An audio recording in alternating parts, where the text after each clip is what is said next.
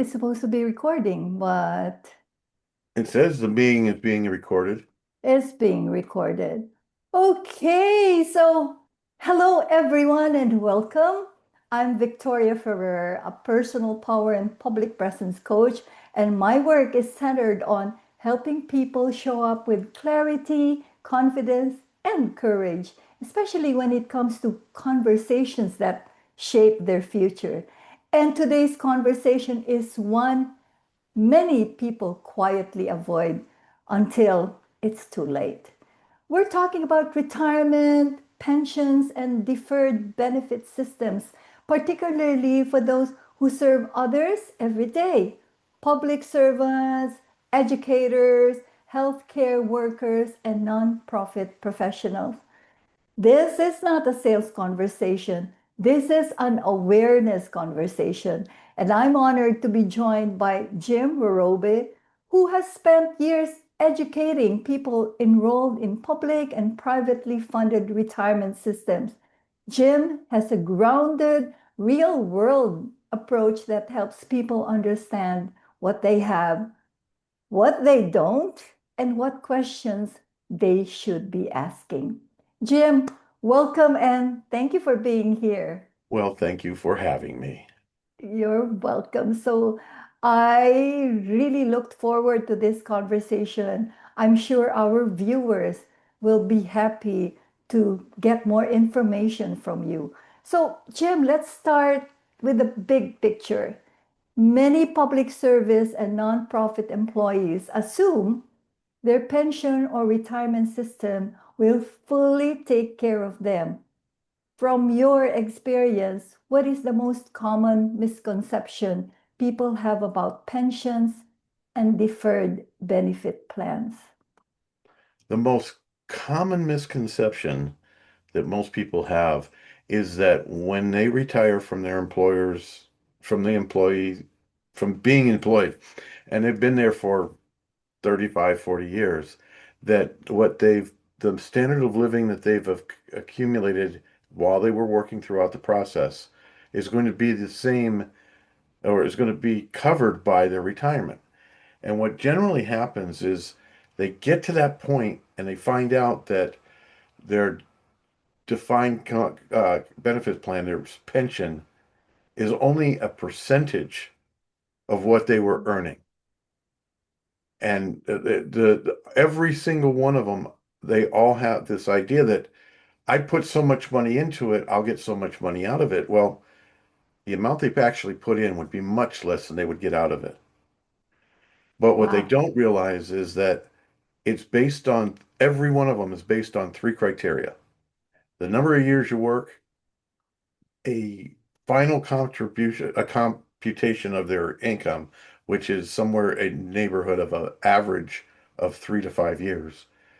And then there's a coefficient, a multiplier, and that multiplier is a killer.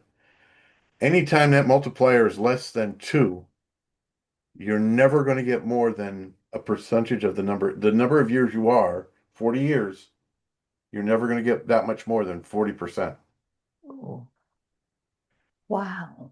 That's, because yeah. that's just the way it works. And so they rely on that. And then a lot of people rely on, well, I'll have Social Security. That'll take up the Mhm. difference. Mhm. No, it won't. In some cases, people who are in defined contribution programs working for the public sector, they may not have paid Social Security. Now, there was a law, it was a public law that made it so that people who were receiving money from a municipality that didn't pay into Social Security would not receive money in retirement. Well, that law was repealed 2 years ago, but those folks still have to do 10 years of paying into Social Security before they get any real money. And so their Social Security is not going to cover it either. That's the big misconception. Wow. Oh, that's powerful. And honestly, a little sobering. I hear this often, even in my coaching work, Jim. I assume someone else already figured this out for me. Come on. But, And what you're pointing to is not irresponsibility, it's trust. And well, it's sometimes, trust. Many times people go to work in a situation where they have a pension and they start work Mm, very young, sometimes right out of college, some out right out of high school. And if they do have a pension where they're working, they set it and forget it. Nobody really explains yeah, it to them. So what ends up happening is they never take the opportunity to check with someone, yeah. whether it's, and generally the people in HR, they're not going to be able to explain it. Um, Oh, what happens, they never check with someone who knows how these things work, and yeah, they find out too late that there could have been something that they could have done to not end up living below their standard of living or having to either lower their standard or go back to work after 40 years of working for somebody. yeah. And sometimes trust without clarity comes at a cost. It does. Yeah. So let's talk about what people don't see.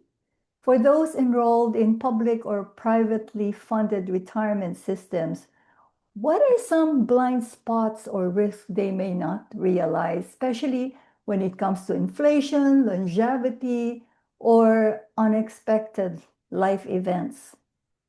Well, the first thing that people don't always realize is the fact that the money they're putting away is not for their retirement. If it's coming out of their fund, as in a pension, and they're contributing through a pension, and they look at their pay stub, it says, this is how much was contributed on my behalf. That money just goes, any publicly funded retirement system is basically just a great big pile of money that you're putting away so that other people can have their retirement. Yeah. That's a big misconception. And so you're going to get your proportionate share, which is that percentage of based on your longevity and the top three or top five and that coefficient. You're going to get your proportionate portion of that money at the end for the rest of your life. But it's only going to be a portion. Now, if you were going to Mm, get what you put into it or what was put in on your behalf, you'd get much less because it doesn't take a long time for $200,000 to go away.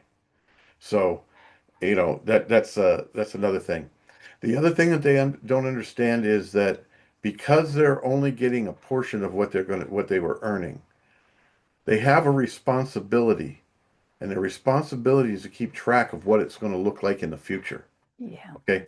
And that's when you talk to somebody who does what I do to kind of project it to the future and then have them look at it and say, okay, if we're coming to a point where there's going to be a gap between what I'm earning when I stop working and what I'm getting in my fixed income when I retire, is there anything I can do to either eliminate it or can I mitigate it to some point?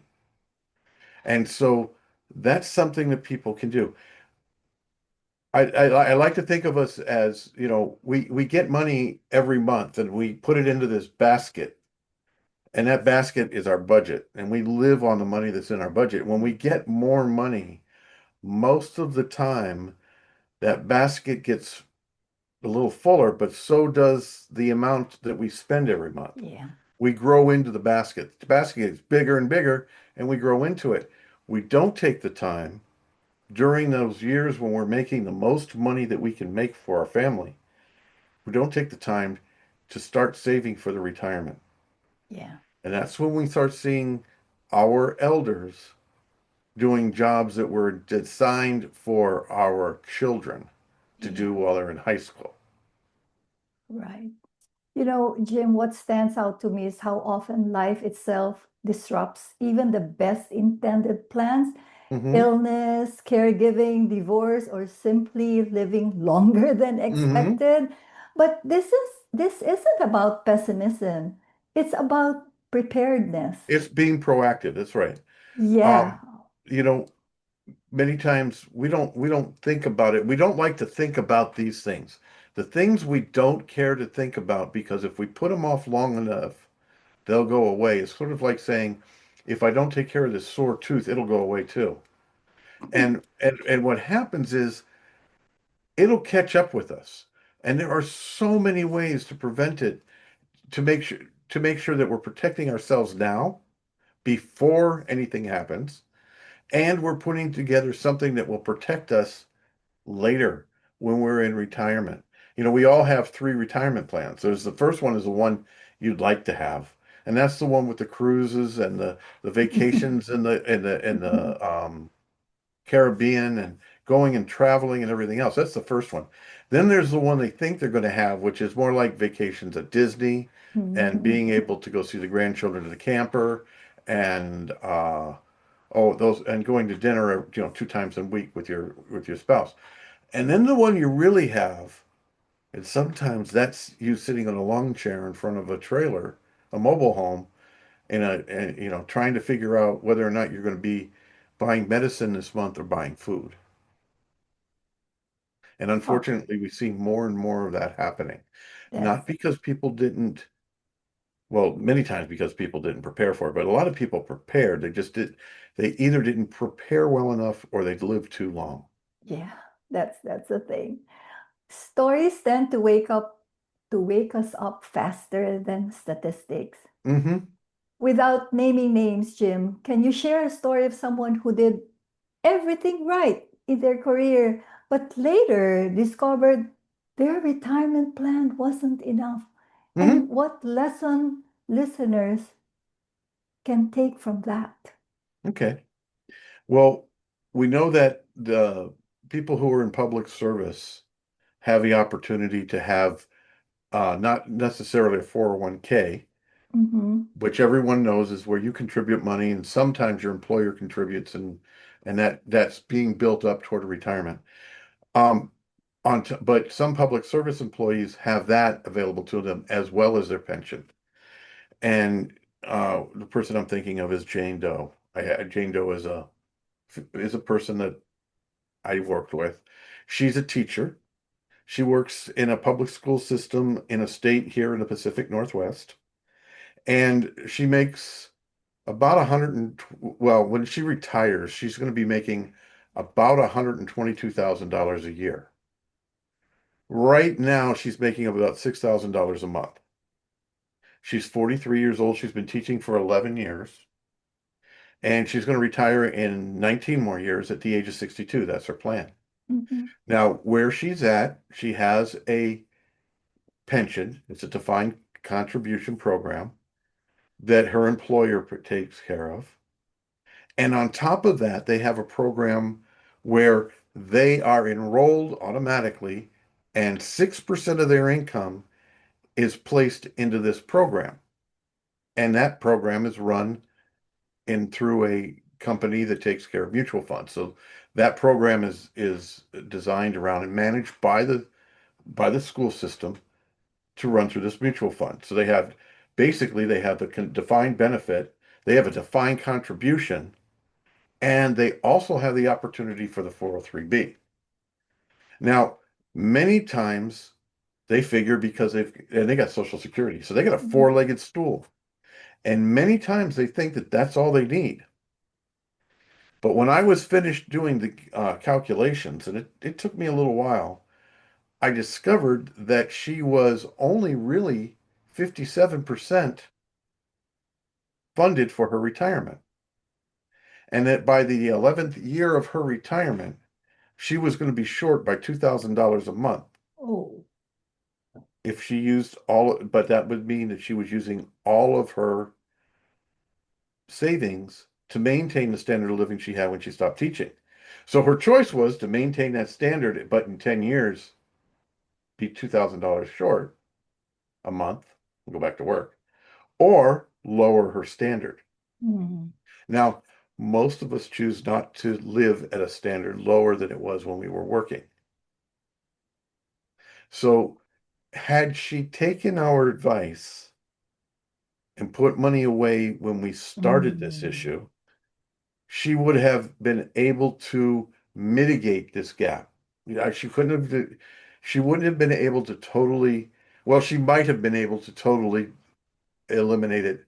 But at that point, that was 19 years of savings to catch up. And she would have had to put about, I think the number was $1,700 a month away toward her retirement on top of everything else to avoid that gap. Oh. Well, That hurts. that hurts. Yeah. Yeah, because it reminds us that doing everything right within the system doesn't always mean the Right. system works for fully Heck, for you. And exactly. yeah, I calculated, had she started when she started working, had she known about what she needed to do, had she been educated properly right. by the school or by someone who came in on behalf of the school, and she could have done everything she wanted to do for less than $200 a month. Mm. And Jim, and for many listening, this may sound uncomfortably familiar. I'm sure it does. I'm Yeah. sure it does. And So, people try to avoid what's uncomfortable. So, mm, and like mhm, I said, if you leave it alone, if you just ignore it, it'll go away, just like a broken tooth. mhm. but but the But it'll be consequence, painful. It's going to be painful. yeah. And you'll be drinking soup, a lot of soup. Oh my God, yeah. So many public servants and nonprofit professionals are deeply mission driven and often underpaid. Hmm. Time and energy are already stretched thin. What is one simple first step someone can take to feel more confident and proactive about their retirement future without feeling overwhelmed? The very first thing that people can do to help secure their financial health is to put some money away Mm, and figure it out, $2,000. Set it aside in a savings account, basic interest. It does not going to get a lot. And a savings account, it's not easy to get access. It's not simple. So that if something non-planned, a broken tooth, mhm, a water heater in your house blowing up and flooding things out, something that you hadn't planned for hits, you've got a place to go besides your retirement to get the money to fix it. Now, ideally, it should be. I have a client who has about $30,000 in her emergency fund, but she didn't have a lot of expenses and she was able to do that. But whatever you can do to do that is important because if something happened that you had to go into your retirement fund to get, not only would you have to take out enough cash to cover that issue, but you'd also have to take out enough cash to pay your taxes. And if you didn't get the money back in time, if you didn't replace it, you would also end up with a penalty. You almost have to take out twice as much money as you need to cover that cost. And it can be horrendous trying to put it back. And oh, any money you take out of your retirement is a backward step. And it's going to cost you not just the money, but the years that money would have earned for you to recover from it, if you ever recover from it. yeah, I And know. and you don't have to pay anybody anything because that's all your money. Exactly, So you exactly. don't I you don't have to pay a professional to tell you to do that. Just do it. Mhm. Just contact Jim. Or contact Jim. Yeah, Now, if exactly. you contact me, I will tell you to do that, but I won't charge you to tell you to do that because that's just not right. You know, I believe that people shouldn't be giving their money to someone to set up their retirement. Their money should go for their retirement. Every Right. one of us that works in the business gets paid from another source Mhm. if they do something for you. Right, But when you right. go out, what you should be asking is questions, not getting involved. If you have to have a conversation that requires you to do something, that should be a second or third conversation with a person who takes the time to listen to what you're trying to say and puts together something that will help you, not hurt you. There you go. I love that you emphasize starting with understanding, and personal power doesn't come from having all the answers. It comes from being willing to ask the right questions. That's exactly right. Yeah. And you don't know what you don't know. Yeah, exactly, exactly. And let's speak to the quiet listener for a moment. If someone is watching or listening today and feels concerned about their retirement, but keeps putting it off, what would you say to encourage them to start the conversation, not from fear, but from responsibility and self respect? I would say that you need to find somebody like me Yes. who who is going to respect you first and who understands how it is. I'm a retired retirement counselor, so that means that A, I know it works because I'm living proof. And because I'm not out there hustling like people do, Mhm. I tend to spend more time listening. I think you need to get in touch with someone. You can contact me. Um, my email address is jim at myplan and the number four retirement.org. You can email me. You can go to myplanforretirement.org and you can find information on my website. You can go to meetwithjim.org and make an appointment and at your convenience. And you don't have to bring a checkbook. You don't have to, you should bring your significant other person. Mhm. And you don't have to worry that you're going to have to pay me anything. We don't talk about that. We talk about your situation and then we work it out. And Amazing. yeah, I really believe that I'm a servant. This is Yeah. my ministry now, and it's something that I want to do for people. I And did that, it to yeah. save for myself. Now I want to help you save for yourself. And that's why I'm interviewing you, Jim, because I saw that the sincerity and authenticity that came from our conversation. And that's such an important distinction. Planning for your future isn't selfish. It's respectful to the life you've lived and the people who may one day depend on you. Hmm. So, folks, you viewers, you've heard the contact details of Jim, and I'll be also posting it in my social media. Thank you for your clarity, your honesty, and your service through education. And to everyone watching, awareness is not a verdict, it's an invitation. You don't need to panic, you just need to pay attention. And if today's conversation stirred questions for you, honor that. Your future self will thank you. Jim, you have anything to say to our viewers before we say goodbye? Yeah, I really pray that all of you have the opportunity to talk with someone and someone who you feel comfortable talking with. And I Right. am here if you have questions. That's So please amazing. feel free to use me. Yeah, yeah. So until next time, remember personal power begins with informed choices. Public presence begins when we stop avoiding the conversations that matter most. So until the next time, we see you around. We hope to interview Jim once more. Thank you, Jim, for such a wonderful, informative, eye-opening interview. So thank you, and please contact Jim. Thank you very much for your time. Thank you.